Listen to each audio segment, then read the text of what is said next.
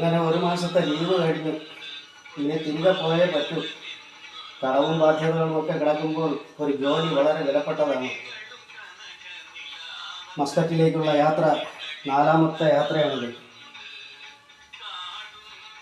5 വർഷം കംപ്ലീറ്റ് ചെയ്തപ്പോൾ കിട്ടിയ ഒരു അവാർഡ് സർട്ടിഫിക്കറ്റും ഇതും കൂടിയിട്ട് കിട്ടിയതാണ്. വളരെ വിലപ്പെട്ടതായിട്ട് തന്നെ കാണുന്നു.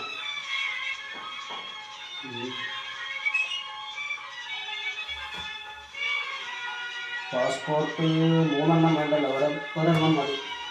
2 അകത്ത് കിടക്കട്ടെ.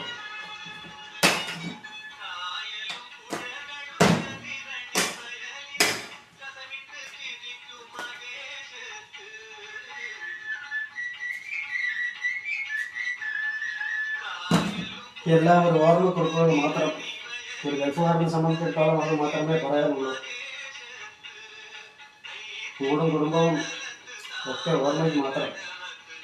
നാടും വീടും ഉപേക്ഷിച്ച്, കുടുംബത്തെ ഉപേക്ഷിച്ച് അന്യനാട്ടിലേക്ക് പോകുമ്പോൾ പ്രവാസികൾക്കെന്നും ഓർമ്മിക്കാൻ ആ നാട് തന്നെയാണ്.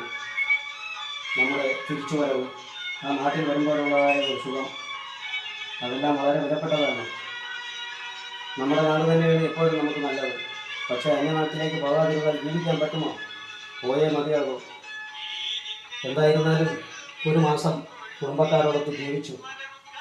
ഇനി തിരികെ പോയേ പറ്റും. പോകണം. പോകാതിരുന്നാൽ എന്ത് ചെയ്യും?